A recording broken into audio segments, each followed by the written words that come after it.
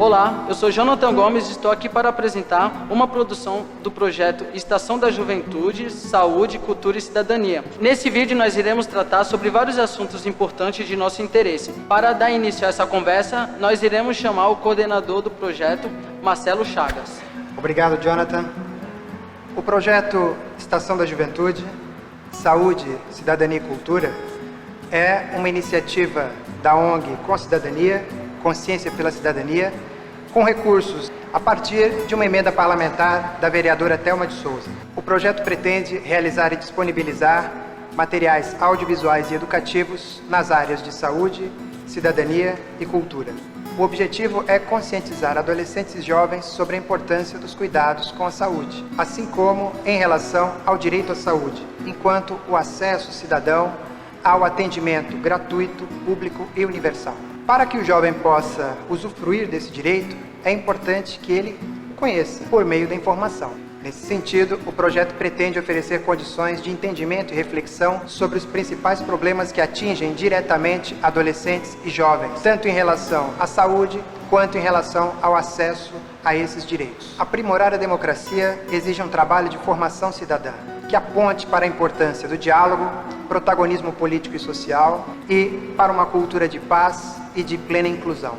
Pensar sobre democracia e cidadania hoje exigem uma reflexão sobre os desafios da promoção da igualdade de acesso a direitos. Fundamental uma reflexão consciente sobre as formas de superação de questões como racismo, sexismo, homofobia, entre outras formas de preconceito e discriminação ainda existentes em nossa sociedade. A construção de uma cidadania solidária e inclusiva, com plena participação e representação dos diversos setores e grupos da sociedade, é um pressuposto fundamental para uma democracia desenvolvida.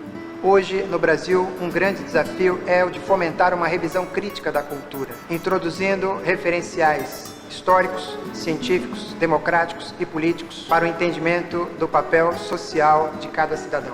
Como coordenador do projeto e membro da Com Cidadania, agradeço a todos os envolvidos e aos esforços de todos os participantes. Nós vamos falar agora sobre o tema Sistema Único de Saúde e Direito à Saúde com o professor Arthur Quioro, médico sanitarista, mestre pela Unicamp e doutorado pela Unifesp, gestor municipal de saúde em vários municípios, foi ministro da Saúde e é professor de ensino superior na Unifesp e também em outras universidades da região. Vamos às perguntas? O que é o SUS? O SUS é o Sistema Nacional de Saúde de todos os brasileiros e brasileiras. Antes da Constituição de 88, só tinha direito à saúde quem tinha dinheiro para pagar, quem tinha carteira de trabalho assinada e, portanto, era previdenciário, né? Mas a grande maioria dos brasileiros e brasileiras não tinham absolutamente nada. Ou se socorriam numa santa casa ou ficavam desassistidos, literalmente desassistidos. Em 1988, no processo de redemocratização, o Brasil resolveu colocar na sua Constituição que a saúde é um direito de todos e é um dever do Estado. E criou um sistema único de saúde, um sistema nacional, baseado em 3 grandes conceitos.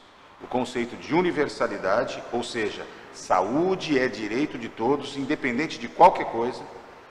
O segundo conceito é o da integralidade, ou seja, todos têm direito da prevenção à reabilitação, ao diagnóstico, ao tratamento, às ações individuais ou coletivas, da vacina até os transplantes, dos procedimentos mais simples, lá na atenção básica, até as coisas mais especializadas, ou seja, um cuidado integral. E um terceiro conceito muito importante que tem no SUS é o da equidade, ou seja, mais para quem mais precisa. A necessidade de olhar para os desiguais, né, e olhar para poder oferecer para quem mais precisa exatamente aquilo com prioridade que ele necessita. A quais serviços e atendimentos a gente tem acesso pelo SUS? O SUS tem o compromisso de garantir todos os atendimentos, todos os cuidados, tanto do ponto de vista individual como da coletividade, que são necessários. Então é muito interessante porque as pessoas geralmente têm muita dificuldade, em particular a juventude, de perceber que o SUS está presente na nossa vida em todas as coisas. Ele está presente quando a gente chama o SAMU, ele está presente nas vacinas, nas unidades básicas, nas equipes de saúde da família, mas ele está presente, por exemplo, na segurança dos alimentos, dos medicamentos, dos produtos de limpeza, dos agrotóxicos, porque ele tem esse papel na vigilância sanitária, no controle de doenças.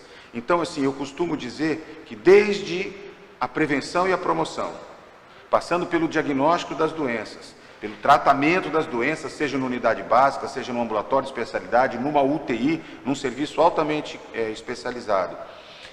Quando a pessoa fica com uma sequela e precisa de reabilitação, ou mesmo, por exemplo, no caso da saúde mental, do uso de álcool e drogas, quando se trabalha com perspectiva de redução de danos, o SUS está presente.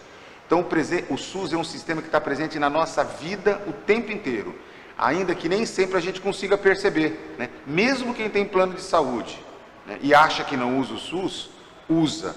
Basta ver agora na pandemia de Covid, né, o quanto que tem sido importante as ações de vigilância epidemiológica, de vigilância sanitária, os exames laboratoriais de saúde pública, né, os medicamentos, as vacinas, tudo isso que faz parte da vida da gente, o SUS.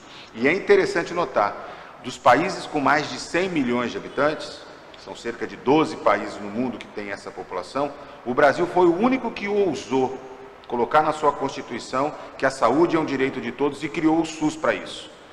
E isso faz toda a diferença, eu diria para vocês, sem medo de errar.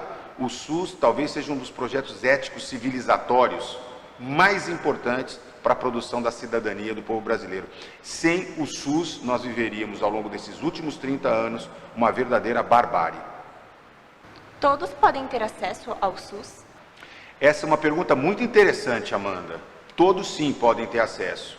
O SUS é um sistema, como eu disse, universal. O Brasil é um país profundamente generoso, né? Nós acolhemos todas as pessoas, mesmo um haitiano quando chega por Roraima, né, em busca de melhores condições de vida, ou quando, por exemplo, um boliviano chega a São Paulo, muitas vezes trazido clandestinamente e morre de medo de ser deportado, né, o SUS, ao contrário do que outros sistemas, como é o caso do sistema dos Estados Unidos, né, que faz com que as pessoas tenham medo de ir no serviço de saúde e serem deportados, o SUS, ao contrário, ele inclui, ele acolhe, né? A primeira coisa que se faz é dar um documento de identidade, uma carteira de trabalho e o cartão do SUS, porque a gente tem o compromisso de atender todas as pessoas. Lá na Faculdade de Medicina eu falo sempre para meus amigos, se chegar o carrinheiro, catador de papelão, e chegar alguém com uma Mercedes-Benz na porta da unidade básica de saúde, todos eles têm direito igual à saúde.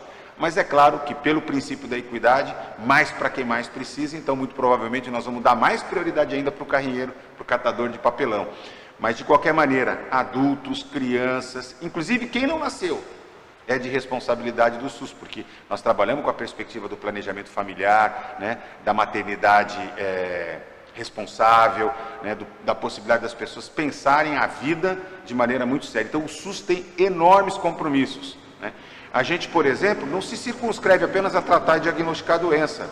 Nós queremos melhorar a qualidade de vida da comunidade, nós queremos integrar as escolas com a unidade básica de saúde, nós queremos trabalhar com prevenção de violência, nós queremos colocar em primeiro plano o tema da cultura de paz, nós queremos que as pessoas tenham uma abordagem segura em relação ao tema da sexualidade, do álcool e das drogas, né? E isso não é possível fazer do ponto de vista individual, é preciso ser trabalhado coletivamente. Então, assim, as pessoas, mas por quê?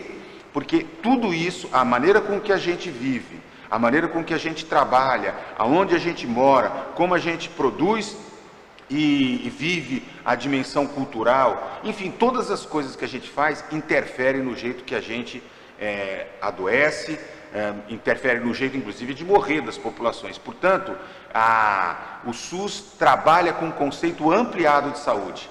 Saúde como um direito social, mas como uma visão de vida ampliada. E é isso que torna o nosso sistema desafiador, porque não basta apenas diagnosticar e tratar a doença. Vocês devem estar falando, né, Amanda? Poxa, mas tem muito problema lá na unidade básica, tem muito problema de acesso, não é tão assim. É que o SUS, como uma política pública, é algo em construção, em disputa, até porque tem muitos interesses, principalmente de mercado, que não querem que o SUS dê certo. Qual a relação entre a política e a saúde?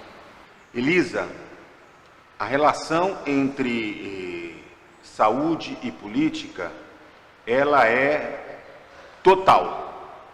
Veja, hoje mais do que nunca, a ciência, os estudos epidemiológicos, né, já demonstraram que nós temos um padrão de adoecimento, um padrão, um jeito de morrer que está diretamente ligado às condições de vida. Se nós temos, por exemplo, acesso à água, acesso a saneamento básico, acesso à moradia digna, né? Se temos acesso a trabalho e renda, se temos acesso a uma boa educação, à cultura, ao lazer. Portanto, a promoção da saúde não significa apenas deixar de ter doença ou ter acesso a tratamento, acesso a médico e medicamento. Nós jamais seremos uma sociedade saudável se nós não tivermos condições dignas de vida. Nós jamais seremos também uma população saudável se nós não tivermos acesso a serviços médicos, a serviços de saúde de maneira igualitária, como o SUS se propõe a fazer, né? Então, assim, já desde metade do século XIX, né, quando os primeiros estudos nesse sentido foram sendo produzidos, foi se formando um certo consenso de que é preciso combinar condições de vida com acesso a serviços de saúde para poder produzir uma sociedade mais saudável. Só que para ter condições de vida dignas e, ao mesmo tempo, acesso a serviços de saúde, isso depende da política, das decisões que a sociedade escolhe. Eu vou dar um exemplo muito concreto. Os Estados Unidos, que é um país super rico, até hoje não colocou na sua Constituição que a saúde é um direito. Diferente, por exemplo, do Canadá, do Reino Unido, só para ficar em comparação com países capitalistas. A diferença de condições de saúde entre os Estados Unidos e o Canadá, o Reino Unido, é brutal, né? A mortalidade é muito maior nos Estados Unidos. As condições de saúde são muito piores, tanto que é um tema que toda eleição lá está recorrente. Olha, eu me lembro desde a época do Bush, do Clinton, do Obama, esse tema volta, agora voltou de novo com o Biden, todo mundo acompanhou essa história aí, o Trump não deu conta, desmontou o Obamacare, né? Por quê? Porque é a política que define. O Trump, quando entrou, a primeira coisa que fez foi desmontar o Obamacare, que era o sistema de saúde meia boca. Quando o Bolsonaro assumiu aqui no Brasil, a primeira coisa que ele fez foi anunciar, tá certo, que ia desmontar muitas coisas que tinham sido conquistadas no SUS. Desmontou mais médicos, desmontou o programa Farmácia Popular, ele desmontou os núcleos de apoio à saúde da família, a política de saúde mental, álcool e droga, está sendo substituída por uma política conservadora, tal. Então, assim, muito do que a gente tem para poder responder aos problemas de saúde dependem da política. E quer a gente goste ou não goste de política, né, as escolhas são feitas e são escolhas políticas, são visões de mundo em disputa.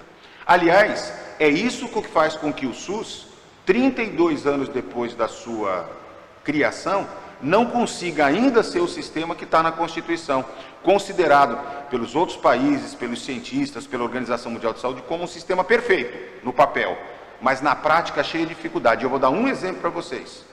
No ano passado, todo o dinheiro que foi colocado pelos municípios, pelo Estado, pela União no SUS, dá exatamente R$ 3,68 por habitante por dia.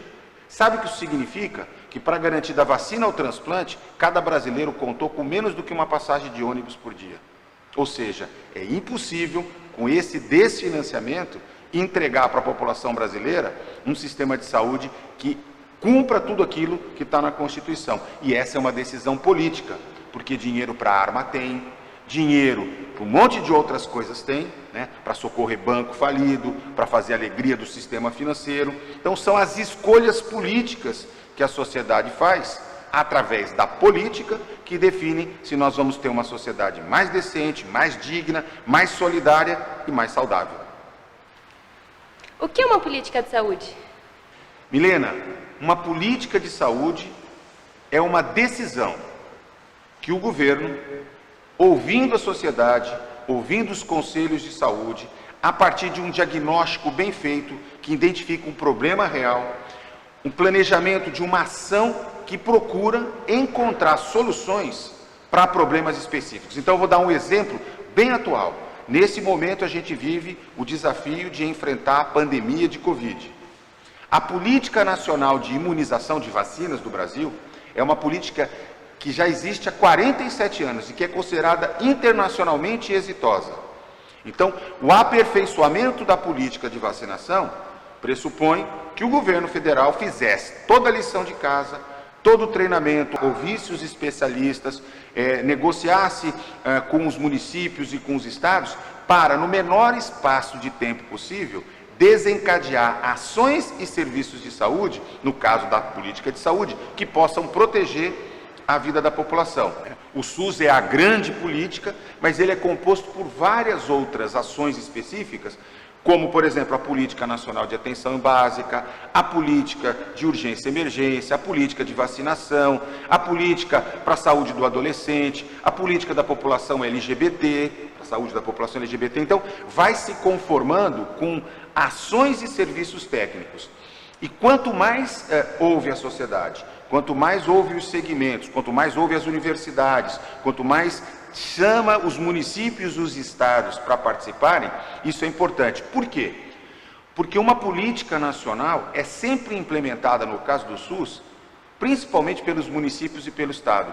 O SUS é um sistema único em que o governo federal tem fundamentalmente a tarefa de planejar nacionalmente, financiar, mas as ações são executadas pelas prefeituras. São executadas, algumas delas, pelos governos estaduais, mas em grande parte pelas prefeituras. E colocar em campo 5.570 municípios de diferentes portes, desde município que tem 1.000 habitantes, até São Paulo, com 12 milhões, Santos, com 444 mil habitantes, quer dizer, são desafios muito distintos que o SUS tem para colocar essas políticas em funcionamento. Inclusive, um dos desafios é a regionalização da saúde, ou seja, pensando aqui a Baixada Santista, onde a gente vive, é impossível imaginar que uma cidade sozinha dá conta de todos os seus problemas em termos de política de saúde. Então, pensar inclusive regionalmente como as cidades vão se articular é desafiador e ao mesmo tempo imprescindível para que uma política de saúde dê certo. Qual que é a diferença entre o SUS e o plano de saúde? Essa pergunta é excelente. O SUS é o sistema de todos e todas brasileiros. Brasileiros e brasileiras têm direito ao SUS. 212 milhões de pessoas têm. Os planos de saúde, eles são direito apenas daqueles que compram aquele determinado plano de saúde. Portanto, ele é mediado pela lógica de mercado. E veja, e ainda depende de que plano você comprou. Você pode ter comprado um plano que só dá direito a ambulatório, não dá direito a hospital. Você pode ter comprado um plano só hospitalar, só para fazer parto. Você pode ter comprado um plano que só dá direito a determinados tipos de atendimento em determinada cidade ou numa região. Os planos de saúde é uma lógica de comercialização da vida, comercialização da saúde, onde a doença vira um grande negócio. Países capitalistas, que adotaram sistemas universais, que disseram, não, saúde não pode ser uma mercadoria, saúde é um direito social, mostram níveis de qualidade de vida e de saúde, e de organização social e de cidadania muito aumentado. Eu vou dar exemplos concretos. Canadá, o Reino Unido, a Itália, a Espanha, Portugal, os países escandinavos, e mesmo países socialistas, pobres, que lutam com muita dificuldade e que mostraram que a vida pode ter um valor muito melhor, como é o caso de Cuba. Portanto, é fundamental compreender que se desenhou no mundo dois modelos. Um modelo de sistemas universais, do qual o SUS se inspira, e um outro modelo de mercado, copiado do modelo americano, aonde a vida vale o quanto que você pode pagar. Literalmente, se o seu plano cobre 28 dias de internação, não importa que você fez um transplante, no 29º dia vai aparecer algum administrador querendo o seguinte, você tem, me passa a escritura da sua casa para continuar internado. Se você não passar ou não depositar lá X mil dólares, você vai para a rua. Por quê? Porque não há nenhuma proteção, não há nenhuma previsão. É por isso que o plano de saúde se transformou numa certa aspiração da classe média brasileira, da população de baixa renda, porque é vendido como uma grande solução, mas quando as pessoas acessam o plano de saúde, elas dizem, mas vem cá, o SUS era muito melhor, com todos os problemas, o SUS ainda era muito melhor do que esse plano de saúde. eu costumo dizer o seguinte, existe o plano de saúde do dono da fábrica e o plano de saúde do chão de fábrica, que é literalmente para americano ver, não é nem para inglês ver. Né? Quais as alternativas para quem não tem dinheiro para comprar remédios? A alternativa para quem não tem dinheiro para comprar remédio é a mesma alternativa que todos os brasileiros e brasileiras têm, o Sistema Único de Saúde. Há uma relação nacional de medicamentos, a RENAME, com mais de 800 medicamentos ambulatoriais e hospitalares, né, que são previstos. Há uma distribuição de recursos da União, do Estado e dos municípios para a aquisição desses medicamentos e 3 listas de medicamentos. Uma lista básica, que toda unidade básica de saúde tem que ter e distribuir gratuitamente. Ela cobre praticamente 80% das necessidades de medicamento da população. Há uma lista de medicamentos estratégicos, que são medicamentos para doenças de saúde pública e são de maior controle, que são distribuídos gratuitamente para malária, para AIDS, para hepatite, para uma série de outras doenças.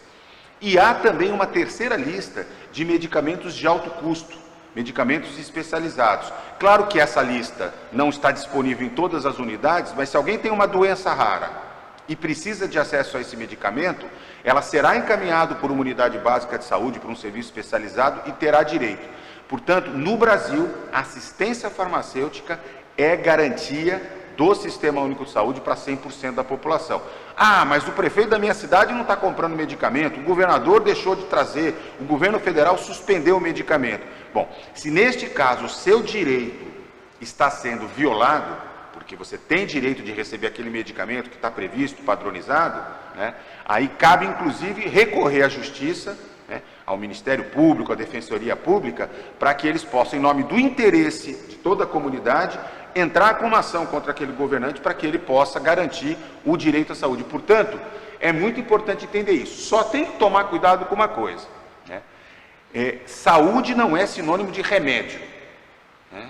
Remédio faz parte de um processo, de um projeto terapêutico, quando bem indicado, e vamos lembrar que as farmacêuticas têm interesses muito fortes nesse setor. E não é incomum empurrarem novos medicamentos ou velhos medicamentos, né, usando inclusive a indignação da população, usando programas de televisão que mostram as maravilhas que o medicamento colocou, para forçar a opinião pública a fazer com que o governo incorpore aquele medicamento na lista, mesmo que ele não seja necessário. Né? E isso é um problema, porque os recursos são finitos. Né? Só que as demandas de saúde da população não param. Quanto mais a população envelhece, veja, eu vou dar um exemplo, né? Nós crescemos em 30 anos, assim, envelhecemos em 30 anos, o que os países europeus demoraram 150 anos para envelhecer. Portanto, nós temos o desafio, porque hoje as pessoas vão viver cada vez mais, né? E ao envelhecerem, naturalmente, terão doenças crônicas, como hipertensão, como diabetes, como câncer, e isso vai exigir cada vez mais do sistema de saúde, né?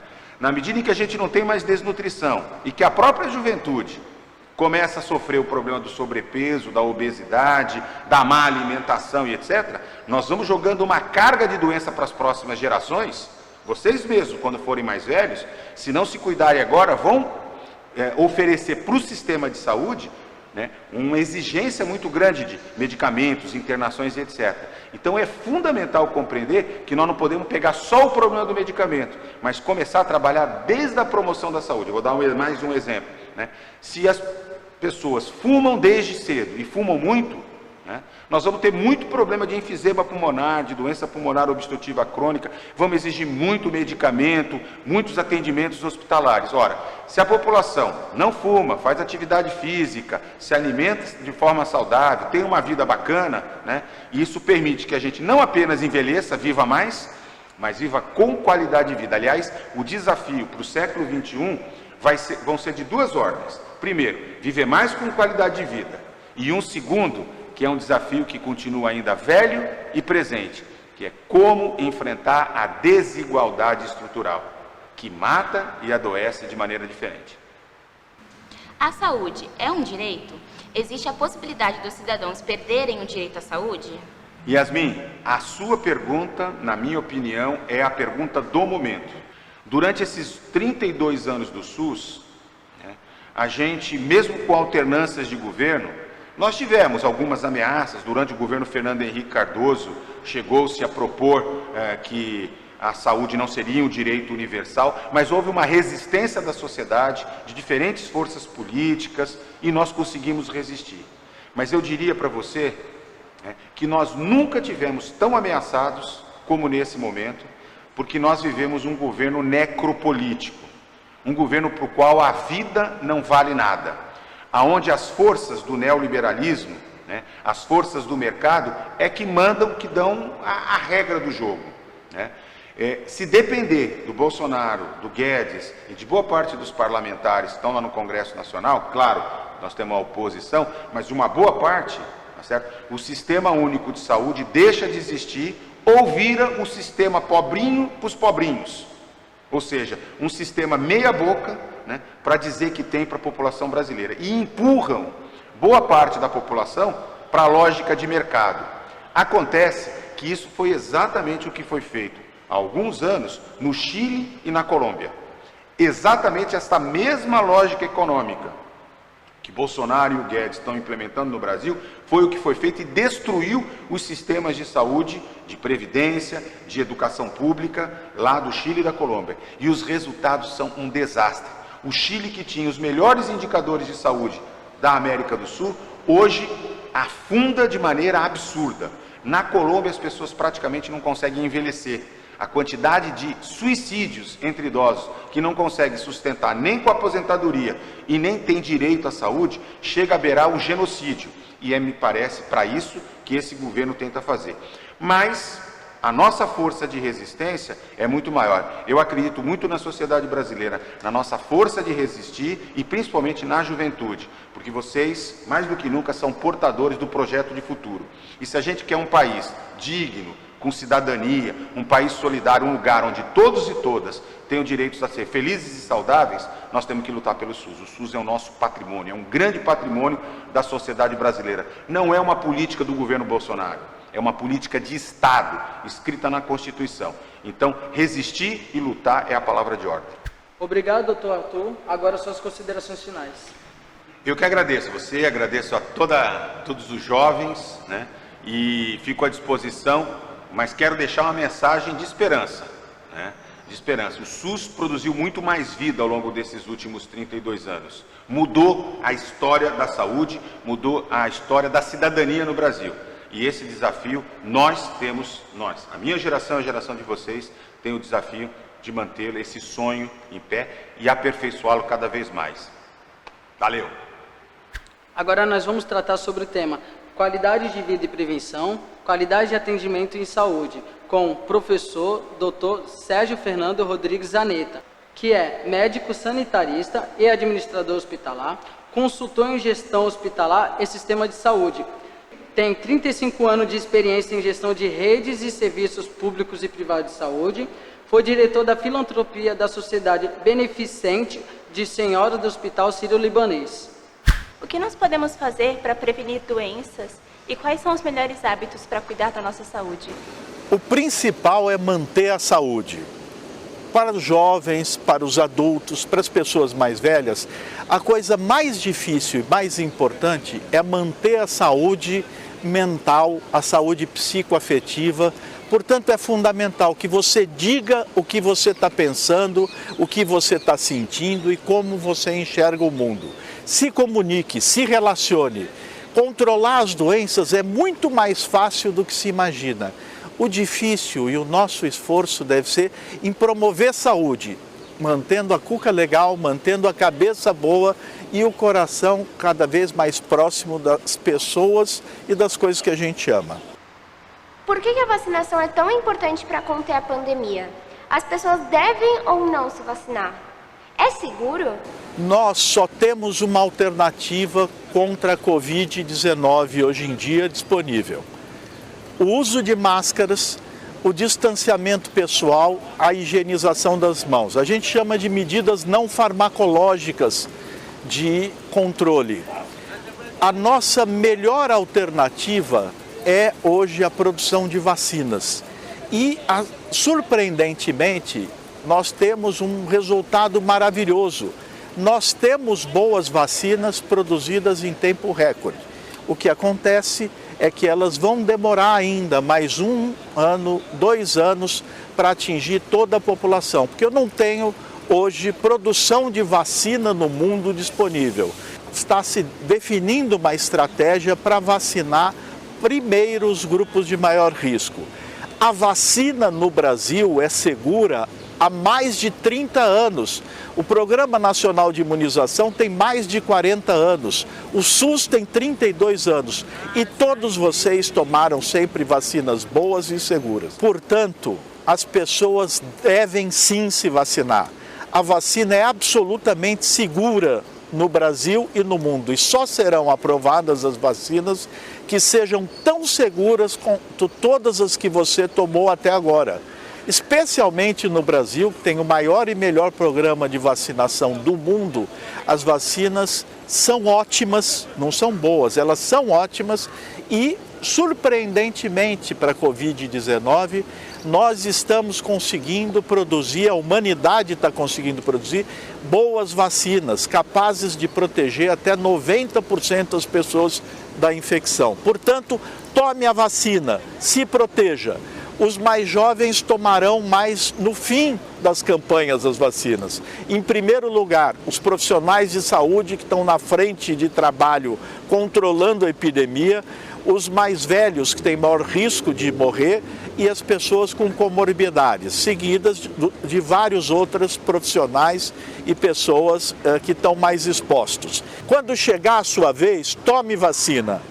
Quando nós tivermos 75% da população vacinada, aí nós vamos ter o que se chama imunidade coletiva ou uma imunidade de rebanho, onde o fato de termos um grande percentual de pessoas protegidas faz com que a doença não consiga mais se transmitir de pessoa a pessoa. Portanto, a vacina é segura, as vacinas que o Brasil utilizar serão, como sempre são, nas últimas 30, 40 anos, vacinas boas e seguras. Faça a sua parte até lá.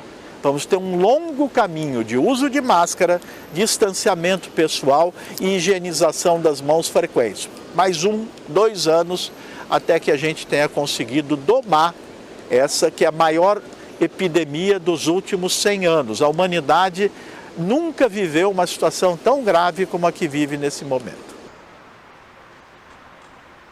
Com a pandemia, os hospitais lotaram tudo. Como a gente pode fazer para melhorar a saúde no Brasil? O Brasil é um dos países no mundo que foi um modelo. Vocês vejam a cidade de Nova York. Quando chegou a pandemia lá, milhares de pessoas morreram sem assistência. No Brasil, nós, afortunadamente, temos o Sistema Único de Saúde que nos protege. É um sistema público criado há mais de 30 anos e que tem mais de 40 mil equipes de saúde da família e unidades básicas espalhadas pelo país. Esse sistema foi capaz de não entrar em colapso, atender todas as pessoas e, claro que com a complementação de alguns hospitais privados, mas foi o SUS no país inteiro que deu conta desse atendimento. Enquanto países que, com uma tradição de desenvolvimento maior, como Estados Unidos, mesmo Itália, tiveram colapsos do sistema de saúde, nós conseguimos conter a pandemia e dar uma boa resposta. Mas veja, os hospitais estão lotados, os profissionais da saúde estão trabalhando incansavelmente e a vida não está fácil. Mas estamos conseguindo salvar as pessoas. Os hospitais estão lotados, está morrendo mais gente do que deveria, porque se a gente tivesse contido a transmissão, menos gente adoeceria e menos gente morreria. Mas, de qualquer modo, nós estamos dando conta. O problema da saúde não é só o hospital que assiste, mas é a população fazer a sua parte e cuidar um do outro, da saúde que é da comunidade, não é só dos profissionais de saúde a responsabilidade. Como podemos cobrar o melhor atendimento de saúde na nossa cidade? Você não tem que esperar em casa para que as coisas cheguem até você. Lute pela sua saúde. A saúde é resultado da luta de pessoas. Nós temos 32 anos de luta na construção do Sistema Único de Saúde no Brasil. Se você olhar para Santos, o conjunto de unidades básicas de saúde, que começaram com as policlínicas, são uma conquista do povo santista. Foi muita luta, luta dos profissionais, luta da população para ter serviços. Mas também nós temos que lutar para ter as condições que promovem saúde. Saúde não é só falta de doença. Saúde é poder ter área de lazer, saúde é eu poder estudar, saúde é eu ter onde me divertir, saúde é eu ter comida boa, de boa qualidade e a preço acessível. Saúde é ter um trabalho, saúde é ter acesso à felicidade. Então a saúde é fruto, é resultado da luta das pessoas. Quando eu vou começar a cuidar da minha saúde? Agora, nesse instante. Se organize, se mobilize e lute, porque a saúde que você terá quando for mais velho vai ser resultado do que você fizer hoje. Hoje lute pela sua saúde, pela dos seus pais, dos seus avós, dos seus companheiros, das pessoas que estão ao seu lado, que estão na sua frente. A saúde, portanto, não é resultado de uma espera. A saúde é resultado da luta cotidiana do povo por melhores condições de vida e de saúde. Existe idade para que a pessoa comece a se preocupar com a saúde? A saúde é algo que nos acompanha desde o nascimento. Em cada faixa etária, cada época da nossa vida, nós temos que enfatizar mais ou menos fatores e condições. Então, para uma criança pequena, ter saúde é ter quem cuide dela, é ter uma mãe carinhosa, é ter direito a ser amamentada no peito até os 6 meses de vida. Para uma pessoa, para um adolescente, é ter direito à felicidade, é ter direito à segurança, é ter direito a acessar os bens e serviços da sociedade e da comunidade. Para um adulto, é ter a plena capacidade de desenvolvimento da sua potencialidade, do seu trabalho, da condução das suas famílias. E para uma pessoa mais velha, é ter o direito a uma cidade tranquila, a uma cidade segura, mas uma cidade também que promova a felicidade, que faça as pessoas se alegrarem. A saúde é feita de humanidade, e humanidade significa afetos, felicidade e encontro entre as pessoas. Não existe uma idade para começar a cuidar da saúde. Nós temos coisas a fazer pela nossa saúde o tempo inteiro. Você tem direito à felicidade, você tem direito a bem-estar e você tem direito a ser bem tratado. Defenda a sua saúde imediatamente. A do futuro dependerá do que você fizer hoje. Doutor Zanetta, agradecemos enormemente a sua presença. Agora, as suas considerações finais. Jonathan, eu quem agradeço a oportunidade de construir esse diálogo, de ouvir, de falar com vocês. Agradeço a renovação da esperança, a renovação da felicidade que as pessoas reunidas, que os jovens como eu fui, que lutaram. Eu costumo dizer, como eu dou aula ainda durante muito tempo, isso nos mantém dialogando com o futuro. Então, obrigado por estarem engajados e por ajudarem a fazer a diferença. O futuro só vai mudar se vocês começarem a mudar agora. Obrigado. Agora nós vamos tratar sobre o tema sexo e sexualidade com a Cleide Bertolini, que é psicóloga, terapeuta comunitária integrativa, com especialização em educação na saúde para preceptores do SUS. Atuou na saúde pública por mais de 30 anos em vários setores, entre eles saúde mental, CAPES, programa DSTs, AIDS, hepatites e na coordenação do consultório na rua. Em que momento alguém pode começar sua vida sexual? Essa é uma pergunta que a gente precisa ampliar um pouco na resposta, porque não há uma idade certa, um momento certo. Meninos e meninas entram na puberdade entre 11 e 14 anos. Nesse período, há uma grande transformação, há uma explosão de transformação corporal na vida dos nossos jovens. As meninas, a gente vê o aumento dos seios, o quadril ficando mais arredondado, os pelos, e um outro grande sinal na vida da menina é a menstruação. né, que ali mostra para ela que o corpo dela está preparado para iniciar a vida sexual. E com os meninos nós também temos as características, né? O aumento peniano, os sonhos molhados, onde os meninos, quando acordam pela manhã, se percebe, né, com o seu genital molhado, e ali a gente vê que é a primeira ejaculação que vai acontecendo. A transformação de voz nos meninos e os pelos. Então nós temos características biológicas que mostram a esse corpo, inclusive com sensações prazerosas, que mostram que ele está preparado para a vida sexual. Porém, como a vida sexual, ela não abrange só o ato sexual em si, né? Na verdade, é toda uma sexualidade que envolve a condição humana. Né? A sexualidade, ela permeia por todos os nossos espaços. Então, além desse corpo biológico estar preparado, a gente precisa também nos entendermos como seres biopsicossocial. Então, será que eu estou preparada para esse momento?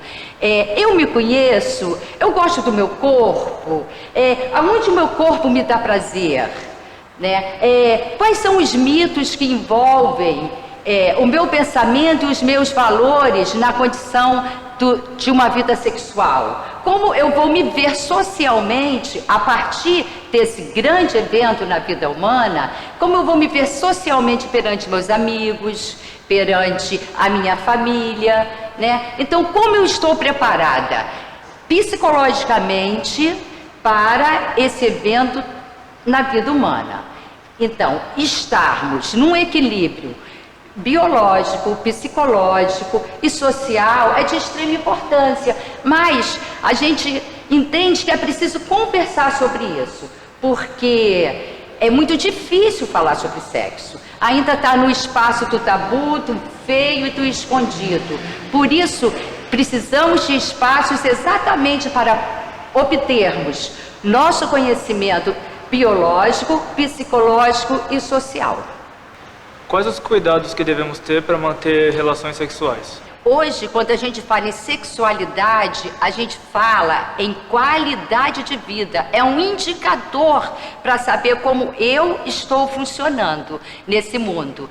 Porque se eu tenho uma vida sexual saudável e segura, com todas as informações que eu possa ter, eu automaticamente terei a minha saúde emocional elevada, elevando a minha autoestima, fortalecendo o meu sistema imunológico e, com isso, me dando uma qualidade de vida aonde eu tenho esse direito em vivê-la. Sexo é bom, mas é preciso ter todos os cuidados em todo o período da sua vida sexual.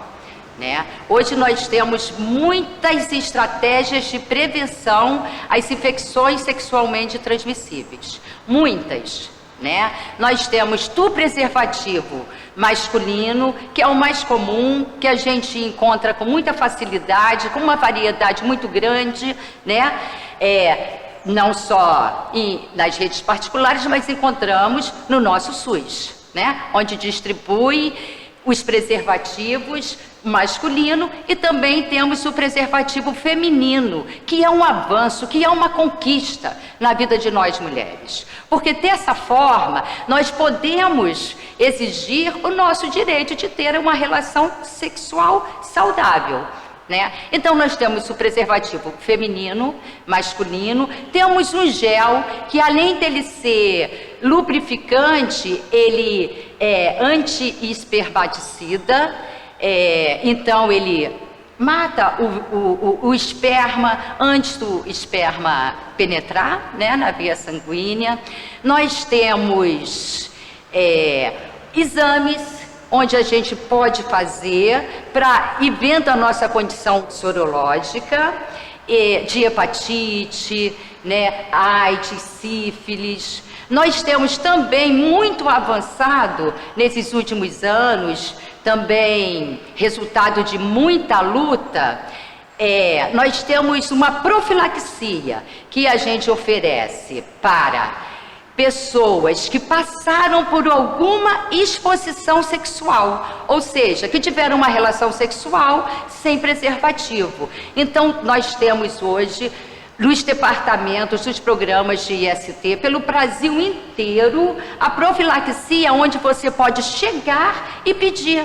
Você vai tomar algumas medicações durante 28 dias, porém, essa medicação vai impedir, vai fazer uma barreira que alguns vírus entrem no seu corpo, principalmente o HIV, que ainda é uma infecção sem cura. É uma infecção ainda grave e que hoje está muito grande no meio do público mais jovem. Infelizmente, jovens de 15 a 30 anos têm entrado em contato com a infecção do HIV num número muito assustador. A gente até acredita que talvez pelos jovens terem nascido já nessa condição de que a AIDS se transformou numa doença crônica, que toma uma medicação, então parece ter havido um relaxamento nessa medida protetiva. Ainda não existe benefícios que possa realmente deixar você saudável. Então, a única prevenção é a gente pegar essas estratégias para não entrar em contato com infecções graves. Tem a sífilis hoje também, que não é de hoje ela retorna com muita violência, que se não tratada, ela também pode matar. E mais uma vez o nosso SUS está totalmente preparado para fazer o tratamento, todos esses tratamentos. É um avanço muito grande no nosso serviço de saúde e que nós temos que buscar. Instrumentos pérfuro-cortantes não podem ser compartilhados. Por exemplo, a ida ao salão de beleza. É preciso levar todo o seu instrumento. Porque alicate, a pinça, quando forem estudos de tatuagem, tudo que é pérfuro-cortante pode passar por ali vírus através do contato sanguíneo. E nós temos também a PrEP, que é a profilaxia que é usada um dia antes. A mesma profilaxia que faz essa barreira para o vírus não entrar em contato, existe a PrEP, que também é um avanço dessa luta pela nossa saúde. A PrEP, ela é utilizada um dia antes da minha exposição sexual. Muita dessa profilaxia, ela está em grupos de pessoas de maior vulnerabilidade, que são os profissionais do sexo, que são homens que fazem sexo com homem. Porém, o importante é a gente saber que no serviço público nós temos insumos, estratégias, instrumentos e profissionais preparados para nos ajudarem a ter uma vida sexual saudável e segura, que é um direito de todos nós. E quais são os riscos e problemas que a gente pode encontrar numa gravidez durante a adolescência? O nosso corpo, entre 11 e 14 anos, ele está preparado para o início da vida sexual. Porém, para uma gravidez, esse corpo ainda não está amadurecido. Há uma transformação hormonal muito grande, aonde precisa encontrar um corpo equiparado com essas transformações que vão acontecer. E como a gente já tinha falado, é preciso, além desse biológico estar pronto, é preciso o psicológico acompanhar. Até porque uma gravidez na adolescência, ela vai demandar todos os espaços da sua vida, Você vai construir uma nova identidade social. Como é que você vai estar preparada para isso? Uma gravidez, ela vai trazer para você uma função da qual é a maior responsabilidade da sua vida, seja você mãe ou seja você pai. Então, o corpo biologicamente ainda não está preparado para uma gravidez, Isso, a gente tem números que nos mostram, que gravidezes de adolescente acabam tendo algumas consequências quando uma mulher mais madura não teria. Um parto prematuro, uma criança com baixo peso, pode não ter tempo nem de acabar a formação desse bebê, né? Esse próprio corpo imaturo pode sofrer descolamento de placenta.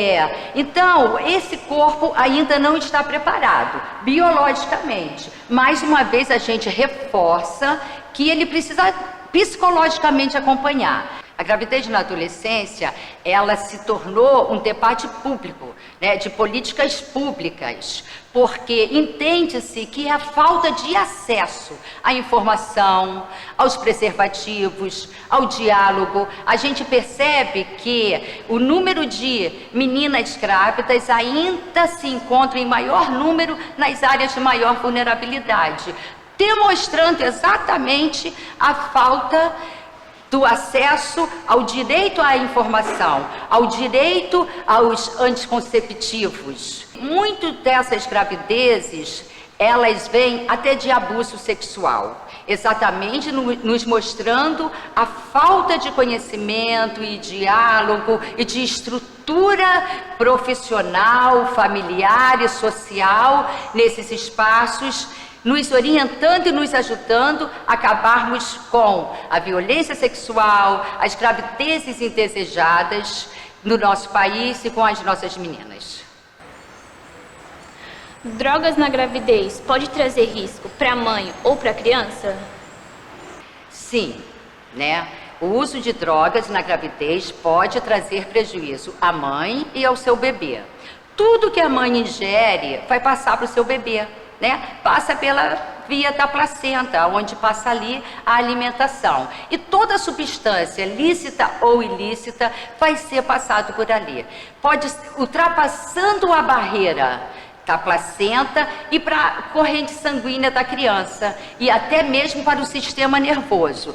Então, as drogas, sendo usadas num período, né, de tanta transformação, elas vão causar prejuízo para a mãe, podendo fazer essa mãe, mais uma vez, ter um aborto ou um parto prematuro, né? Esse nenê pode nascer com má formação, esse nenê pode nascer, mais uma vez, com anemia, pode nascer com dificuldades respiratórias, pode nascer, em casos graves, com abstinência da droga, do uso da droga que aquela mãe fazia. Porque se ele estava acostumado a receber aquela droga durante os 9 meses, quando ele sai da barriguinha da mamãe, ele vai sentir a falta daquela substância. Então, mais uma vez, nós estamos falando em políticas públicas. Nós estamos falando em atuação da sociedade, das escolas, das famílias, das organizações, em apoio ao jovem, ao adolescente, à jovem mãe grávida, à usuária de drogas, para que a gente possa, juntos, com informação e estratégias, diminuir, acabar com esse sofrimento. É um olhar muito sensível que se precisa ter sobre esse momento. O que significa a sigla LGBTQI+, e qual que é a relação dela com a cidadania? Até esse momento nós estamos falando em inclusão, direitos, deveres, sexualidade, cidadania, né? E o movimento LGBTQI+, é a grande representação da inclusão, dos direitos e da cidadania. Né? É uma sigla que nos refere à nossa identidade de gênero, né? Então, L de lésbicas, G de gay, B de bissexual, LGBT, T de travestis e transexuais, Q de queer, ou seja, o queer, ele não se identifica com nenhum gênero a partir da sua construção biológica. Ele entende que essa é uma construção social, então ele entende que pode transitar por onde ele quiser, no gênero que ele quiser. E é o intersexo que existe, né, na nossa sociedade, às vezes, um tanto raro, mas de nascer crianças com uma indefinição sexual, às vezes com hormônios masculino e feminino, às vezes com um órgão, às vezes mais indo pro masculino, mas também com características femininas. Então esse é o intersexo na nossa sociedade. Mas inclui toda a nossa diversidade sexual, né? É espaço para onde a gente possa existir e ser. E a relação com a cidadania desse movimento, ela é muito grande, porque mobilizou conversas, discussões, movimento no mundo inteiro, pela inclusão, né? A gente sabe que o público LGBTQTI+, é um público que foi excluído, que a gente não vê nas escolas, que a gente não vê nos serviços públicos, que a gente não vê nos nossos lugares de lazer, né? Onde estão? Inclusive, se somos o país que mais matamos travesti, gays, lésbicas, né? Então a luta, a relação com a cidadania é eles estarem incluídos em todos esses serviços. Eu lembro bastante de um seminário que a gente participou com o movimento e que o seminário foi de manhã, foi às 9 horas da manhã, e uma garota, né, uma mulher trans, ela falou, ela que ia fazer a palestra, ela chegou muito nervosa, né? E todo mundo, o que foi? Ela falou, pô, eu sei viver à noite, eu sei viver na quebrada, eu não sei viver no ônibus, eu não sei viver do lado de trabalhador ali, eu não sou nada, mas à noite eu sou. Então, é essa cidadania que vem se pedindo, exigindo e lutando, o direito de ser um cidadão, o direito de ser respeitado, o direito de ser feliz como é. A sociedade como um todo só deve agradecer com esse movimento, porque ele vem com um grande movimento de inclusão, onde todos cabem. O movimento pede muito mais do que aceitação e respeito. Ele pede direitos, ele pede inclusão no serviço de saúde, no sistema educacional, no mercado de trabalho, nas áreas de lazer, inclusive com o direito à sua mudança de nome juridicamente, que hoje a gente já tem vários acontecimentos desse no nosso país. Cleide, muito obrigado pela sua presença. Bom, eu que agradeço a oportunidade de estar aqui, de trazer um assunto tão importante para a nossa vida, para a nossa saúde, para as nossas relações, enfim, para a gente existir, né? Como eu trabalhei no serviço público durante 30 anos, a gente sabe o quanto é importante criarmos espaços para podermos usar as estratégias que foram desenvolvidas até hoje. Então, eu agradeço e faço um convite a todos nós irmos para essa luta, para esse enfrentamento, onde a gente possa criar um mundo onde o desafio da convivência possa ser muito mais agradável para todos nós. Obrigada. Agora nós vamos tratar sobre o assunto DSTs e AIDS com a Andrea Kowalski, que é psicóloga e biomédica, especialista em saúde pública, atua no controle de doenças pela Prefeitura de Santos há 15 anos, em ambulatório e vigilância. O que é IST? Quais mais comuns e quais os tipos de tratamentos? Natan, uma IST é uma infecção sexualmente transmissível. A gente tem várias delas e elas são transmitidas por vários micro-organismos diferentes. As mais comuns que a gente mais ouve falar são, por exemplo, a sífilis e a gonorreia, transmitidas por bactérias, tricomoníase, por exemplo, que é transmitida por um protozoário, e até mesmo os vírus que a gente tem como a mais conhecida, a AIDS, que é a que a gente mais fala, mas a gente tem outras, tem herpes, tem HPV e algumas outras aí. Para a gente pensar em tratamento, a gente tem que lembrar que nem toda IST, nem toda infecção sexualmente transmissível vai dar sintomas. Então, muitas vezes, a prevenção é o melhor caminho, então você deve consultar médicos regularmente, né, para fazer exames de rotina, mas quando você tem um sintoma, você pode procurar o serviço de saúde. Né? O SUS trata as infecções sexualmente transmissíveis de maneira descentralizada, então pertinho da sua casa sempre vai ter uma unidade de saúde, onde você pode conversar com um enfermeiro para ter as melhores orientações e inclusive o tratamento. O que é HPV feminino? Tem cura ou tratamento? Bom, o HPV, ele é um vírus, né? E ele acomete meninos e meninas. Então, não dá pra gente dizer que existe um HPV feminino. Ele é um vírus que ele tem mais de 100 subtipos. Então, ele pode acometer meninos e meninas, e a gente tem o HPV que é de via de contágio genital.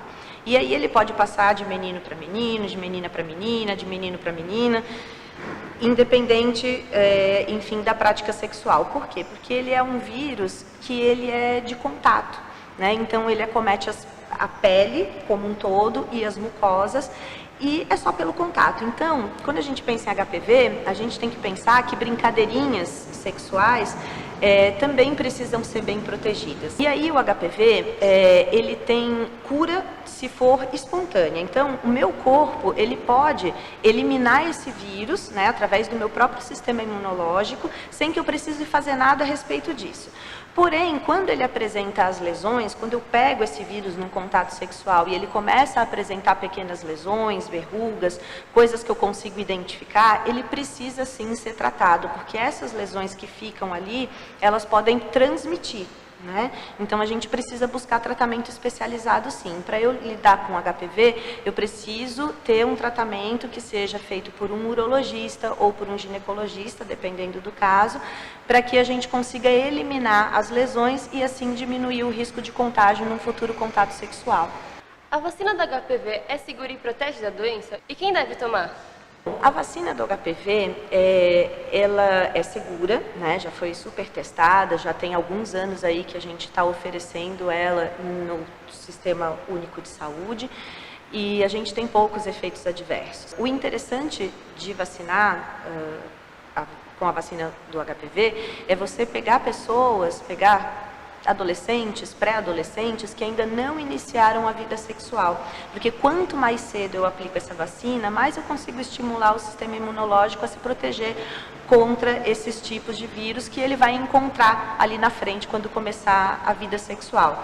Então é importante que procure o serviço de saúde, meninos e meninas, a partir dos 9 anos até 13, 14 anos, dependendo do estado, do Brasil, dependendo da cidade, cada um tem o seu calendário.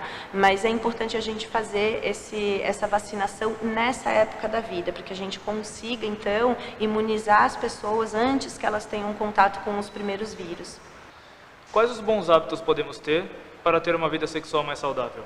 Bom, João, os hábitos que a gente conversa com as pessoas que nos procuram nos serviços, né, para falar de sexo, de vida sexual, tem sempre muito a ver com prevenção, né? A prevenção, ela é o melhor caminho para você ter uma vida sexual que seja saudável para você e para as pessoas com quem você vai se relacionar, né? Hoje em dia, a gente fala de prevenção combinada, então a gente avançou bastante e a gente não tem só o preservativo, né, para a gente poder fazer uma prevenção às infecções sexualmente transmissíveis. A gente tem outras ferramentas, né, que o Sistema Único de Saúde oferece, para que a gente tenha recursos ao longo da nossa vida sexual para a gente não ter IST, é isso que a gente quer. E se tiver, tratamento, diagnóstico e tratamento precoce, né? Então, o uso do preservativo, a gente sempre vai falar nele, mas a gente tem outras coisas que são importantes. A gente, por exemplo, precisa estar sempre fazendo os nossos exames de rotina, né? Então, as meninas, geralmente, elas sabem que elas precisam ir no ginecologista todos os anos, mas os meninos é um pouco mais difícil da gente levar para o urologista, por exemplo, né? Então, isso é um hábito que a gente precisa criar, a gente fazer check-ups, né? A gente saber o que está acontecendo com a gente.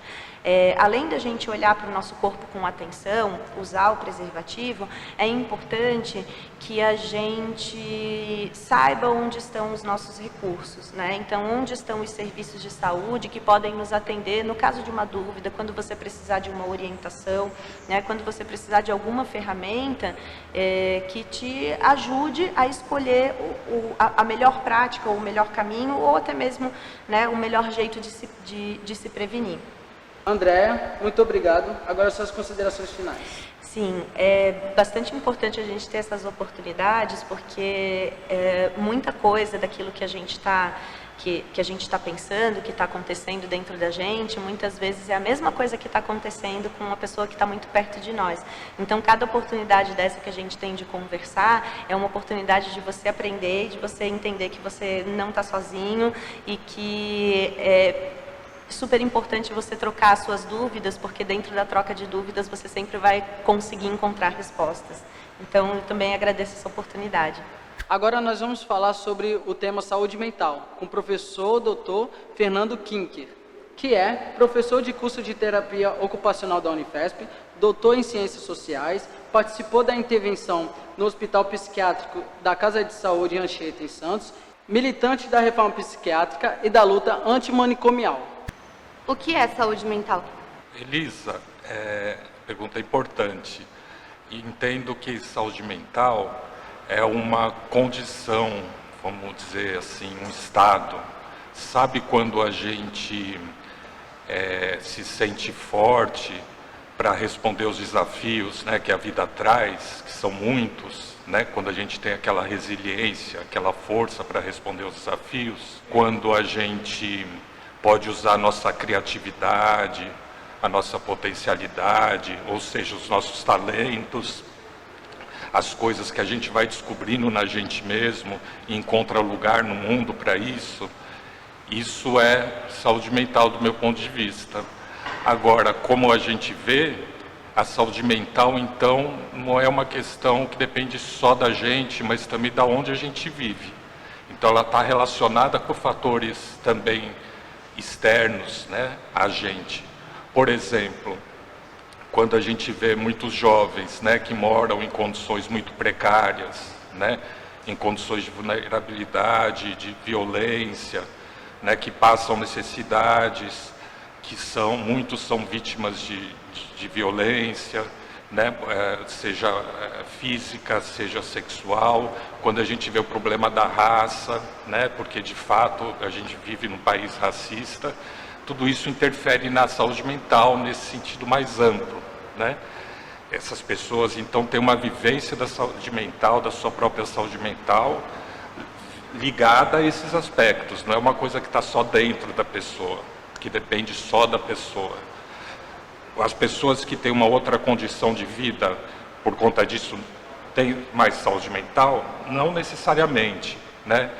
Porque muitas famílias, por exemplo, exigem, né, famílias que têm uma condição socioeconômica melhor, possibilitam que as pessoas tenham uma adolescência mais tranquila, vamos dizer assim, né? Que possam exercer o papel de adultos no mercado de trabalho com um tempo maior. Mas isso não é garantia, porque muitas vezes os valores do mercado, né, dessa coisa da competição, de você ter que ser o melhor, né?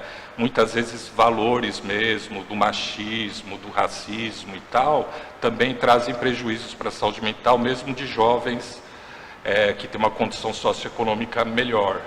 Mas o fato é que a grande maioria das pessoas vivem, né, em situações com condições mais precárias, e então isso influencia na saúde mental. E por fim, então, a gente pode falar que saúde mental também é uma condição de transformação social. Depende de uma transformação da sociedade no sentido mais solidário, né, em que todos possam ter voz e possam exercer seus talentos, suas possibilidades. O que é doença mental?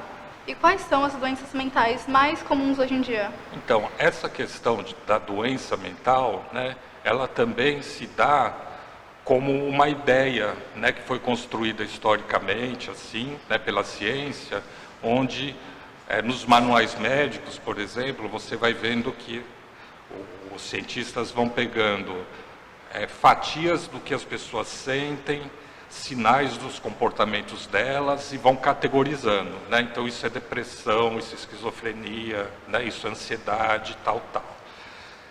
Eu acredito, né, que o mais adequado é a gente pensar na ideia de sofrimento psíquico, né?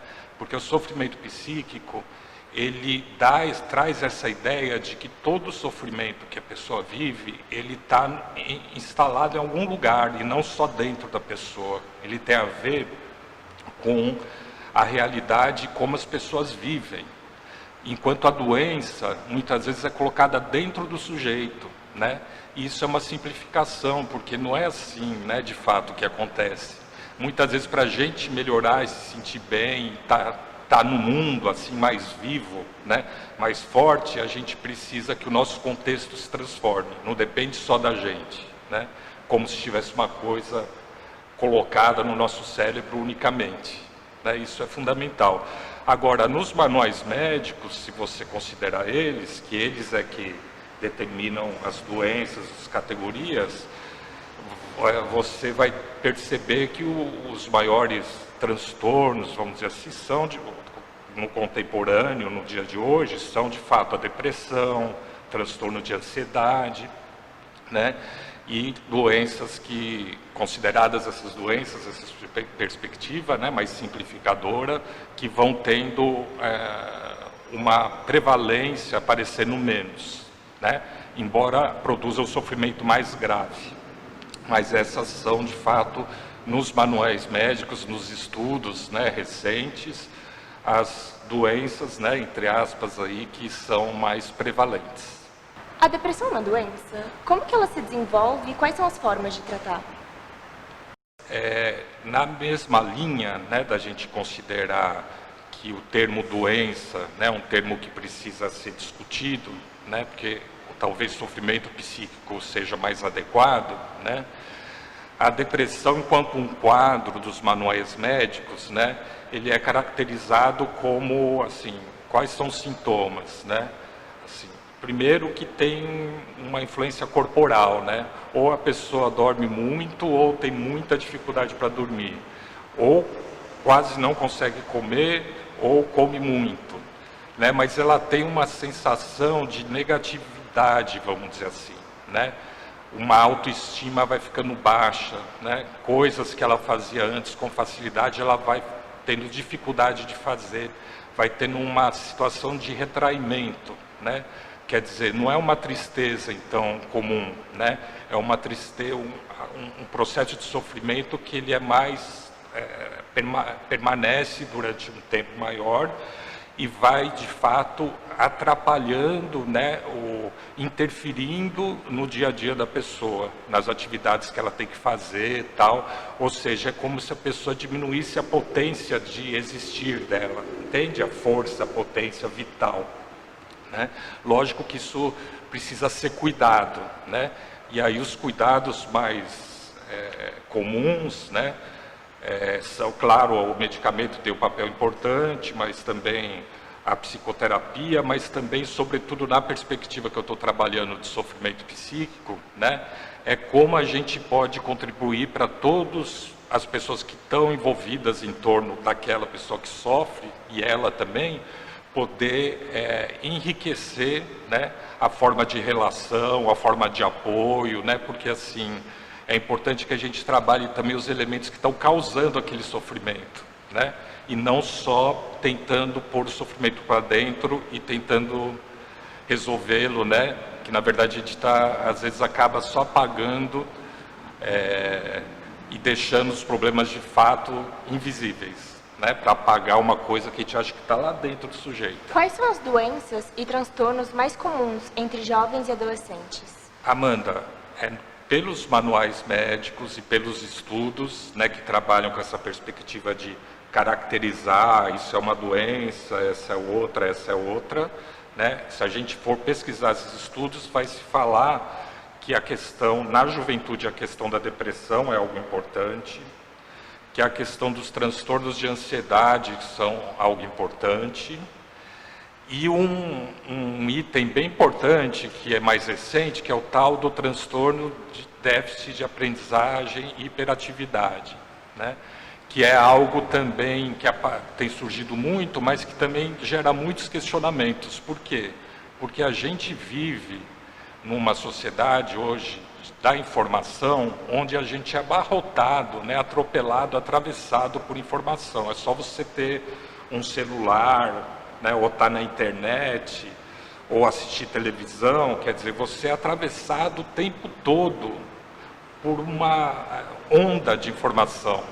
Então vamos dizer assim, que é difícil não ter déficit de atenção, né, qualquer pessoa, porque a característica da nossa sociedade é essa onda assim que atropela e dá um caldo na gente, né? Então a gente tem que tomar muito cuidado, porque às vezes você coloca o déficit, né, por isso o problema do conceito de doença mental dentro do sujeito, né, sem considerar o contexto dele. E aí é claro que também tem interesses, por exemplo, de indústrias farmacêuticas, que também, né, tem interesse de como uma mercadoria vender os remédios, e aí por isso tudo gera pressão, né? Gera pressão nos serviços de saúde, gera pressão no poder público.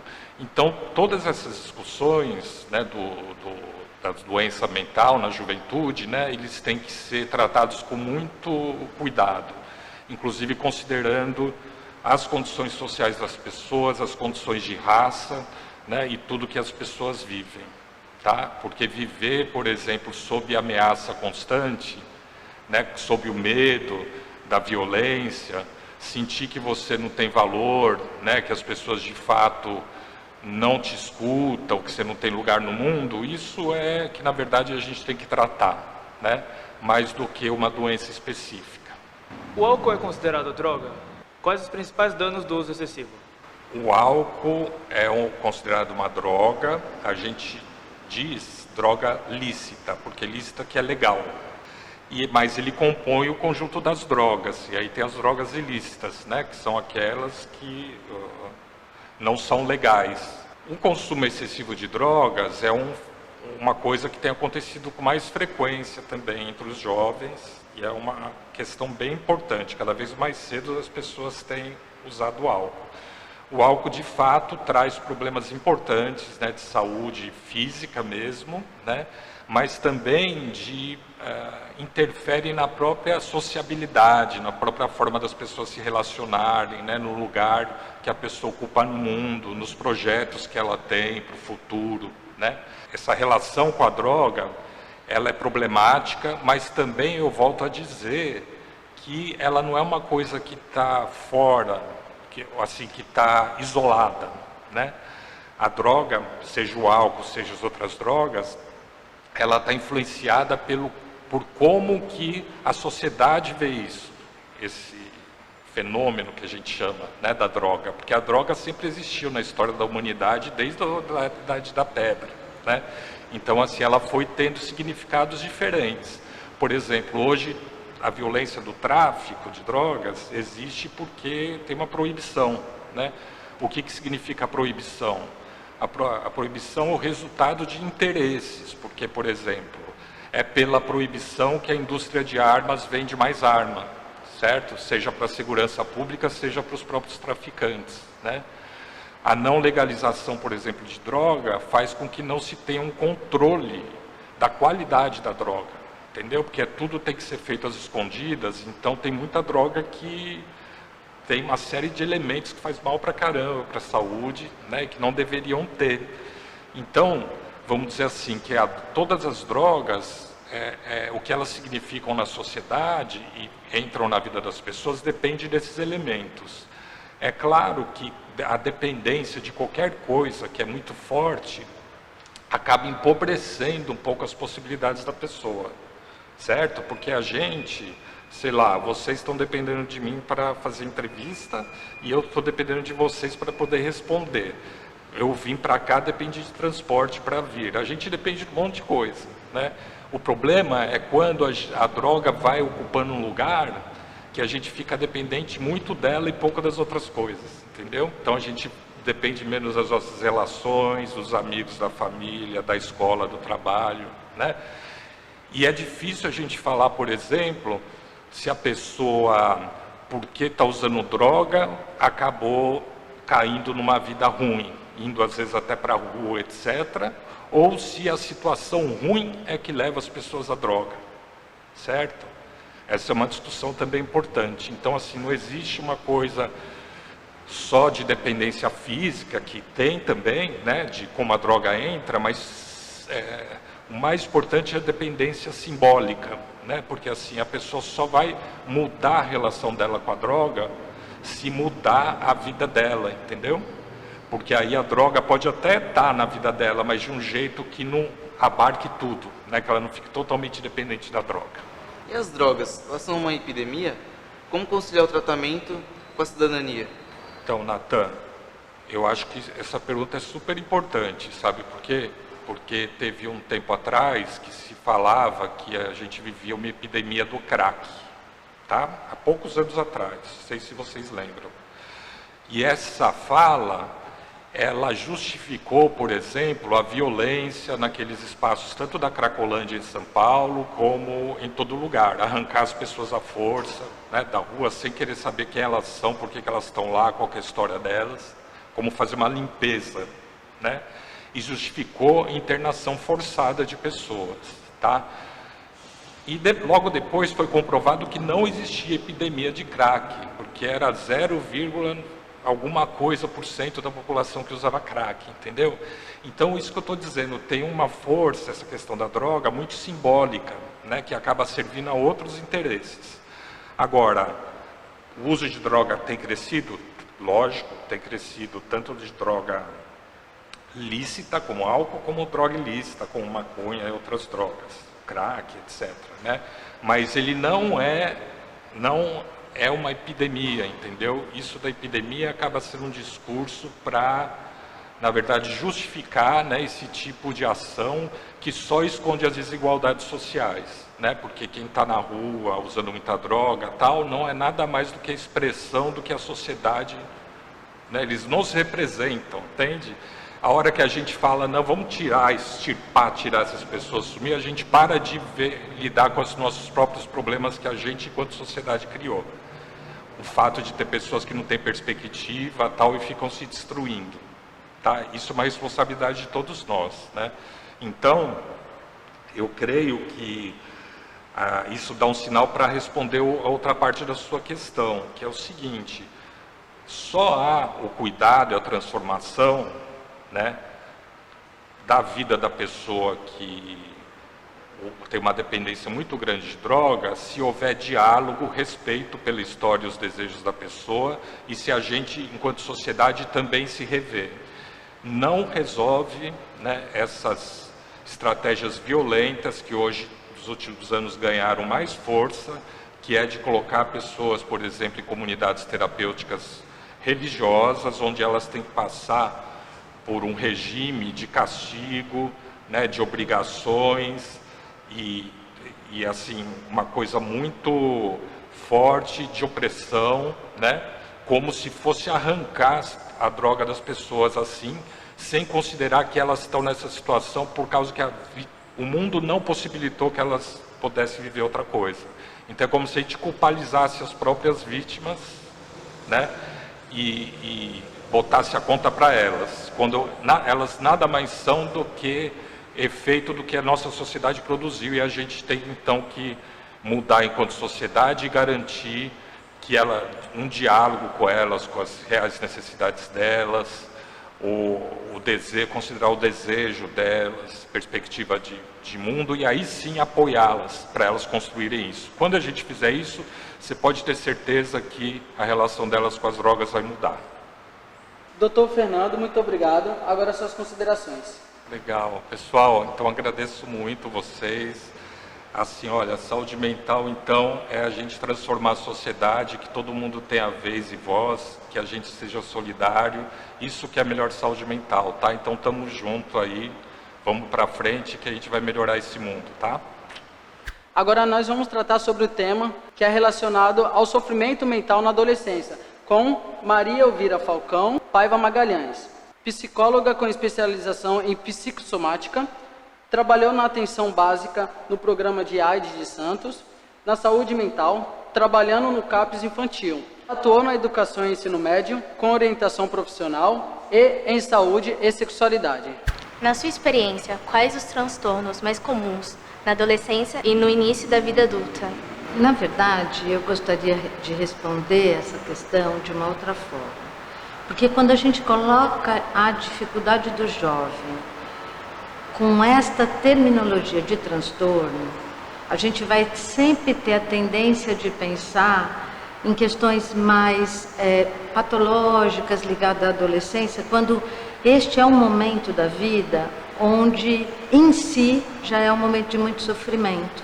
Então, o adolescente vive tantas angústias, tantas dificuldades que se apresentam nesse momento de transição da vida, e que, na clínica, a gente recebe muito dessas queixas, né?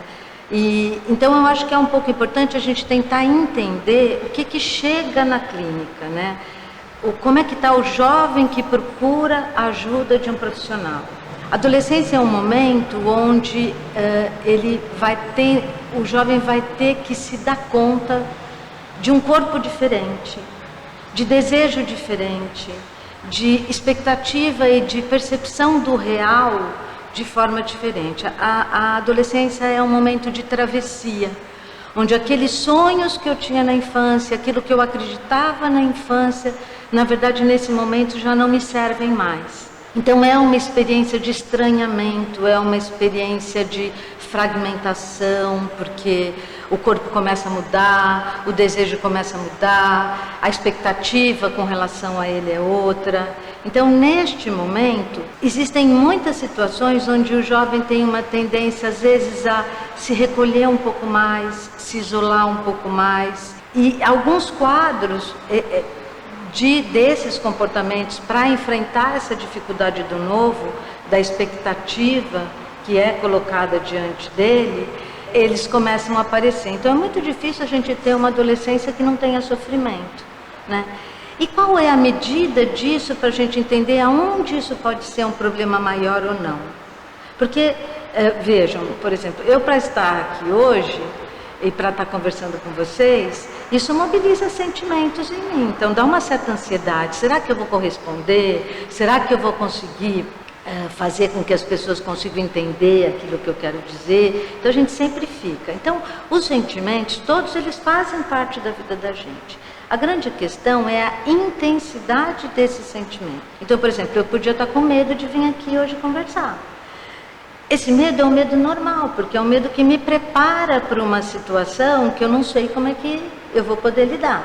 Só que se esse medo é tão grande, tão grande, tão grande, que eu não consigo nem estar aqui sentado, que eu fico muda diante de vocês, esse medo é um medo que está me engessando, me dificultando. Então, o que acontece com as experiências do adolescente?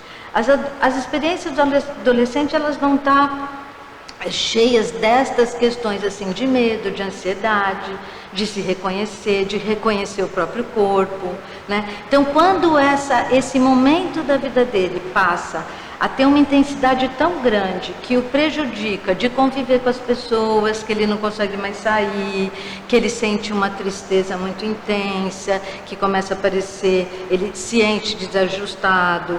Neste nosso momento atual, onde as redes sociais, elas permeiam todas as nossas, entram nas nossas relações, e aí você vê, de repente, em rede social, todo mundo é feliz. Aí, de repente, quando eu me dou conta comigo mesmo, eu estou me achando feio, a minha voz não é a mesma, meu corpo não é o mesmo, o que falavam não tem mais sentido na infância. Então, eu acho que daí começam a aparecer algumas situações de um sofrimento mais intenso.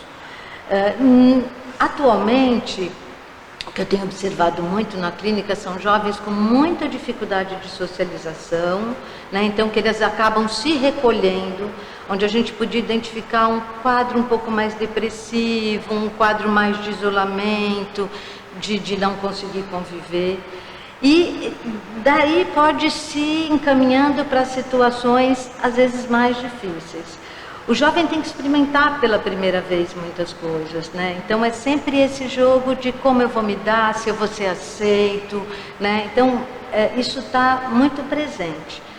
Atualmente, quando a gente pensa numa situação mais grave do ponto de vista de sofrimento que está acontecendo com o adolescente, a gente tem observado muito aumento muito grande daquelas situações onde os adolescentes, aí eu falo mais na clínica do CAPS, que é o Centro de Atenção Psicossocial Infantil, então onde a gente tem situações mais graves de sofrimento na adolescência, que são aqueles jovens que para lidar com a dor acabam se machucando. Então a gente tem muito hoje, é muito frequente, jovens que se machucam porque não conseguem lidar com a dor que estão vivendo, de enfrentar as imposições da vida. Então eu acho que a gente tem muito quadros depressivos, quadros de automutilação, esses são os quadros mais graves que se apresentam, mas no geral a adolescência em si é um período difícil, é um período de sofrimento. E eu acho que está aí a grande questão. Eu não gosto de colocar isso em transtorno porque eu acho que é transitório. Quando a gente coloca transtorno, a gente meio que marca como se tivesse uma patologia da adolescência. E a adolescência normal, ela é sofrida. Ela é um momento cheio de dúvidas, incertezas, contradições, ambiguidades. Eu não sei quem eu sou, eu não sei para onde meu desejo se dirige, eu não sei se aquilo que falaram que eu tenho que ser realmente eu devo ser, né? Então é mais ou menos isso. Por que a ansiedade é tão comum entre jovens e adolescentes? Ela pode desenvolver algum transtorno ou doença mental? Bom, se nós pensarmos novamente nessa fase da adolescência, quando a adolescência se apresenta, na verdade, assim, esse é o momento onde eles vão ter que fazer as primeiras escolhas da vida.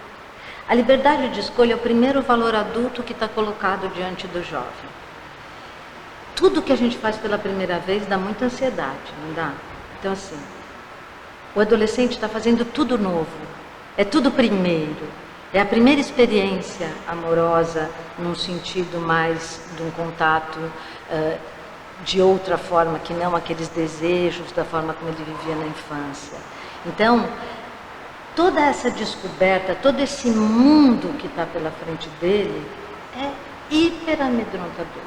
Se a gente pensar nisso em termos de mundo atual, onde existe uma cobrança enorme do jovem de como ele vai se colocar na vida, se ele vai ter sucesso ou não, e aí quando ele chega no ensino médio já começa orientação profissional, ele tem que saber o que ele quer, ele tem que ser feliz, porque todo mundo aparentemente é feliz, então são muitos desafios que estão colocados diante do adolescente neste momento.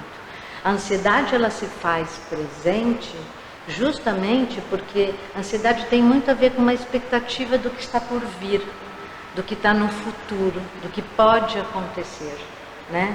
Então, neste sentido, é um momento que é repleto desta sensação de ansiedade. Ansiedade se aquela pessoa com a qual eu estou gostando, ela vai me olhar. A ansiedade em perceber que meu desejo não se dirige da forma como se falavam que tinha que ser. A ansiedade com relação ao meu corpo que está se modificando e eu me olho no espelho e eu não me reconheço. Quem sou eu? Quem é? Então a adolescência é um momento de luto, é uma trajetória, é um momento onde ele vai experimentar pela primeira vez experiências absolutamente novas que são muito difíceis e que a cobrança com relação a isso é intensa. Quando que isso pode ser um quadro mais grave? É um pouco por aquilo que eu tinha falado anteriormente. Tem a ver com a medida, com a intensidade dessa experiência de ansiedade.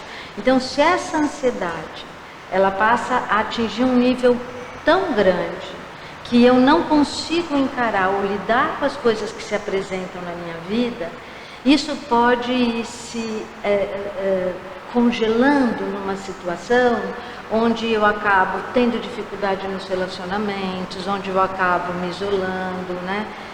Onde várias situações acabam acontecendo que eu posso ter o meu sofrimento ser muito intenso. Aí, nesses casos, ele pode desenvolver situações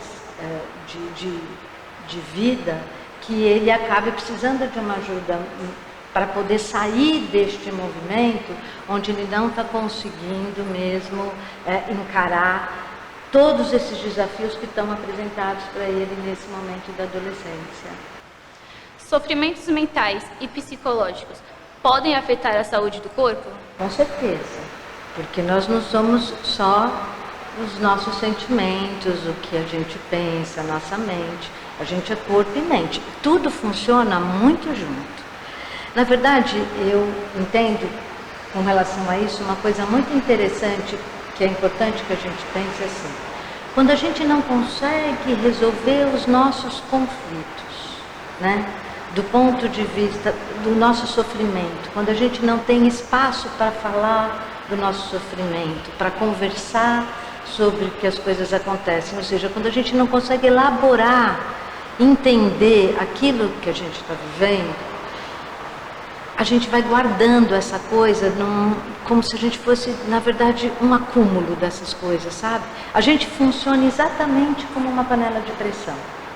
Tudo que a gente sente, tudo que a gente experimenta, a gente vai e a gente precisa, assim como a panela de pressão, ir pondo para fora essas coisas que nos incomodam, que nos magoam, que nos dão medo, né? E isso precisa ir saindo. Quando o jovem ele não consegue falar sobre isso, entrar em contato com essa dor e essa pressão não consegue sair de alguma forma e a gente vai contendo, isso vai... se a gente não consegue elaborar o conflito, existe uma tendência muito grande desse conflito se manifestar em sintomas, em somatizações. Então existe uma possibilidade, por exemplo, às vezes quando as pessoas não estão muito nervosas, aí tem dor de estômago, aí começa a ficar mal do estômago, tem gastrite. Então a gente tem muitas doenças, é muito interessante, que estão muito relacionadas a quadros emocionais onde a pessoa não consegue lidar com aquele sofrimento, não consegue elaborar aquela dor, e aí esse sofrimento ele acaba se manifestando através de alguma patologia. Então assim, não é o sofrimento que causa gastrite, mas é a dificuldade de lidar com aquele sentimento que afeta um órgão do meu corpo onde eu tenha mais predisposição, mais sensibilidade, né?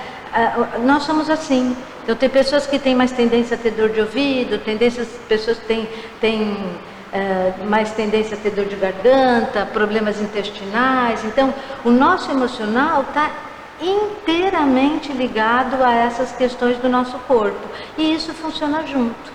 Alguns quadros de somatização, inclusive, são muito graves. Existem doenças clássicas que hoje já são reconhecidas como doenças, por exemplo, a doença de Crohn, que é uma doença do intestino, que tem uma relação muito grande com a questão emocional.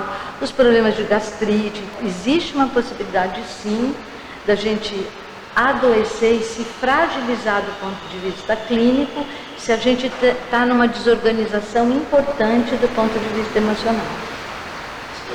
Eu percebo que muitos jovens têm dificuldade em acompanhar as matérias nas escolas. Quais são os problemas que podem estar ligados a isso? Eu acho que são tantos os problemas relacionados a isso que é difícil a gente generalizar e querer colocar tudo numa mesma resposta, porque não existe. Porque existem dificuldades de ordem mesmo, que são de uma dificuldade mesmo de compreensão, de uma dificuldade cognitiva, que é um índice bem menor, as pessoas que têm dificuldade com relação a isso, é mais fácil de identificar. Agora também existe uma outra questão hoje, que diz respeito à escola, que eu acho que é muito importante a gente pensar, que é essa escola de hoje, nesse mundo digital, onde existe, eu acho que tudo evoluiu um pouco, mas a escola continua no mesmo modelo. A carteirinha uma atrás da outra, a criança tem que ficar sentada. Então, num mundo que te exige muito, num mundo que é muito rápido, num mundo que você resolve tudo com um clique do Google, né? Você precisa de uma resposta, você não sabe escrever uma palavra, você vai lá, pum, você aciona um equipamento, quer dizer, essa geração digital, hoje, ela acaba tendo um pouco mais de dificuldade de lidar com esse movimento que é o movimento de uma escola que não se aproxima das necessidades reais do jovem na atualidade. Então isso gera muitas dificuldades escolares no sentido do jovem conseguir dar sentido àquilo que ele está fazendo na escola, entender, pois é para quê. Então eu acho que tem questões muito grandes. Atrelado a isso, tem as próprias questões do adolescente, que está num outro mundo, que está com outros conflitos, que tem coisas muito emergentes do ponto de vista da sua sexualidade, do ponto de vista, né, de um monte de situação que está colocada ali.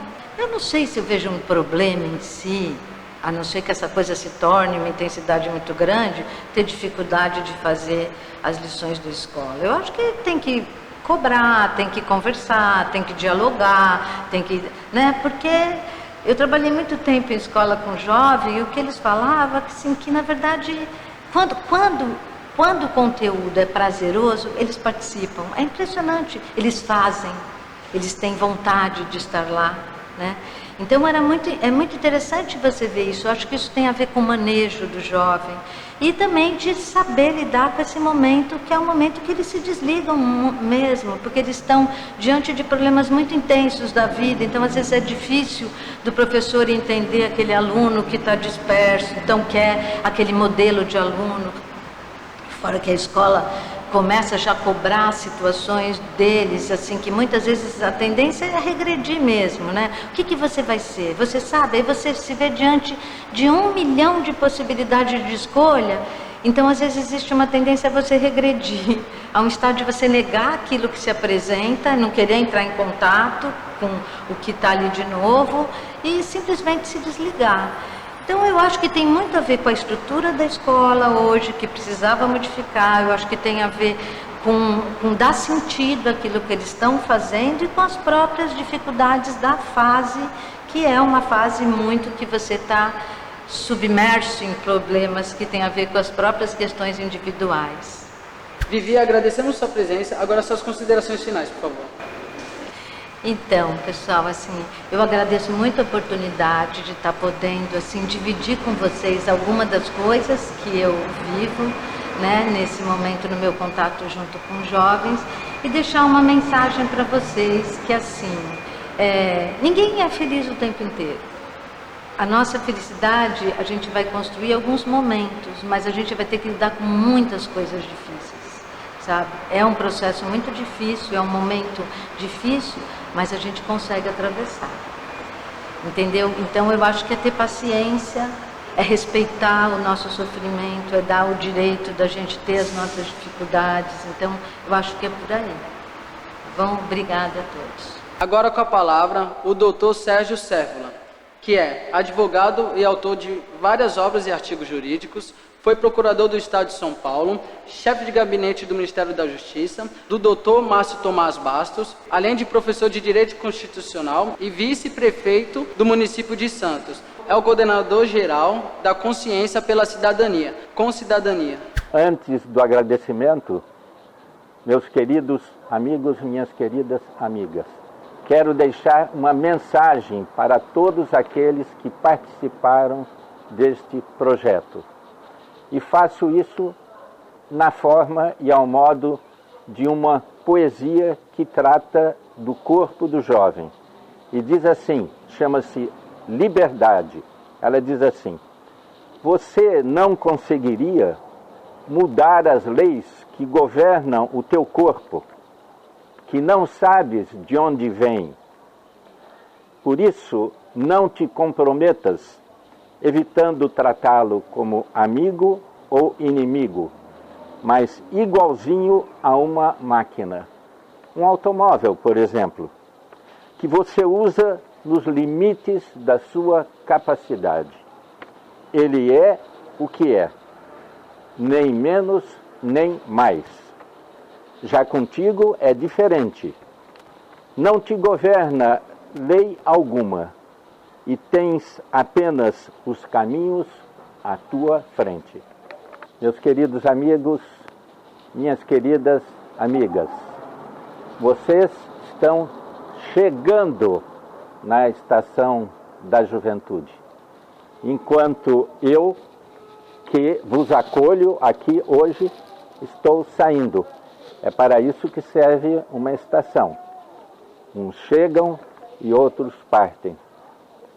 tem parte, já viveu a experiência que vocês estão vivendo hoje, mas de modo diferente. Vejam, pesquisas médicas dizem que o cérebro de uma criança que nasce hoje é fisiologicamente, biologicamente do cérebro de uma pessoa que nasceu há 85 anos como eu.